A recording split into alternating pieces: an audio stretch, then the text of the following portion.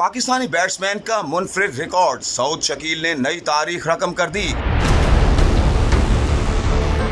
श्रीलंका के खिलाफ टेस्ट में सऊद का कारनामा,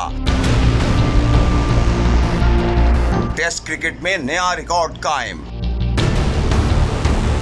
श्रीलंका में होने वाली टेस्ट सीरीज में पाकिस्तानी खिलाड़ी छा गए, नए नए रिकॉर्ड बनाकर दुनिया को हैरान कर दिया। कोलंबो में होने वाले पाकिस्तान और श्रीलंका के टेस्ट मैच के दौरान कौमी क्रिकेटर सऊद शकील ने शानदार तारीख रकम कर दी। सऊद शकील अपने कैरियर के इब्तदाई 7 मैचों में मुसलसल हर मैच में 50 रन स्कोर करने वाले दुनिया के पहले टेस्ट क्रिकेटर बन गए। उन्होंने ये रिकॉर्ड कायम करके सुनील गावस्कर, सईद अहमद, बर्ट स्टैकलिफ और बासुल बुचर को पीछे छोड़ा। इन तमाम क्रिकेटर्स ने अपने कैरियर के इब्तदाई 6 मैचेस में ये कारनामा अंजाम दिया था। ताहम अब अपने इब्तदाई कैरियर में लगातार 60 टेस्ट मैचेस में 7 50s बनाकर सऊद शकील ने नया रिकॉर्ड कायम किया है।